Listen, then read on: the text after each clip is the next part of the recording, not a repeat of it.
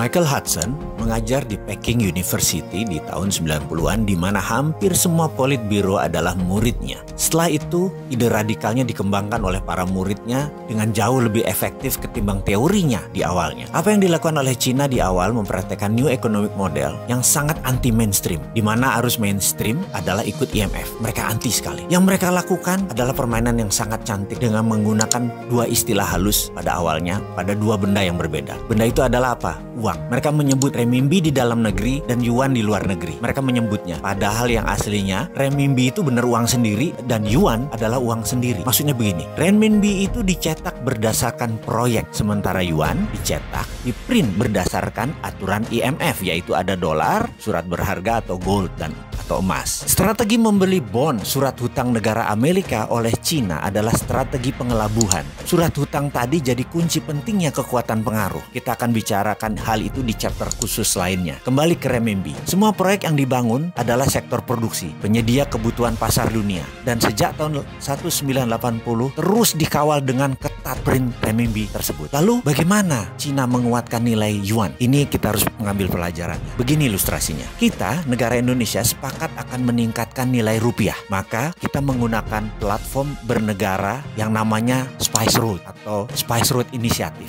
Ini hanya contoh, sekali lagi, ngapunten loh ya, hanya supaya bisa mengerti aja. Inisiatif jalur rempah tadi punya strategi yang sama, yaitu punya rupiah biru yang dicetak berdasarkan proyek, sementara kita mempunyai rupiah merah yang berdasarkan aturan IMF. Lalu kita mencari proyek, kita kirimlah kaum lobis ke berbagai negara tetangga kita terutama, misalnya ke Papua Nugini. Di sana kita cari calon pemimpin baru dan kita harus mempunyai kaki dalam tanda petik di sekitar pemimpin baru tersebut. Kemudian ketika Perdana Menteri baru Papua Nugini tersebut dilantik, maka sarankan dia untuk membuat proyek yang banyak dan kalau bisa jangka panjang, seperti jalan tol, pelabuhan, bandara, buat dam, pengairan, juga power energy atau power plant untuk listrik. Kita akan biayai proyek mereka tersebut 100%. Katakanlah kita dapat proyek $100 billion dari Papua Nugini. Lalu rupiah biru dicetak berdasarkan proyek Papua Nugini tersebut. Semuanya 100% kita berikan pekerjaan tersebut ke pabrik di Indonesia. Teknologi Indonesia, uang Indonesia, dan bahkan mengerjakannya harus 100% orang Indonesia di Papua Nugini. Begitu proyek itu jadi, kita tinggalkan mereka dan mereka mulai menyicil dolarnya ke kita. Setiap dolar masuk, maka rupiah biru senilai yang sama dulu mulai dibakar. Ini untuk menjaga inflasi. Dengan demikian, rupiah merah akan menguat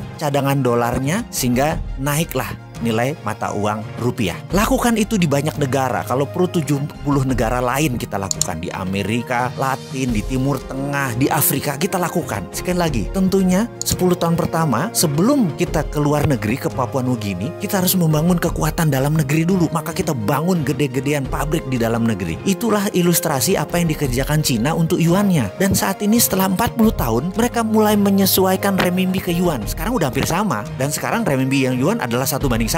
Bukan seperti dulu. Banyak negara sudah menjadi penambah kekuatan nilai yuan. Udah 70 negara. Untungnya Indonesia tidak kena program itu. Beda lah, Indonesia lebih pinter. Jadi itu urusan kita dengan Cina. Sekarang ke depan bagaimana? Kita sekarang mau meniru Cina.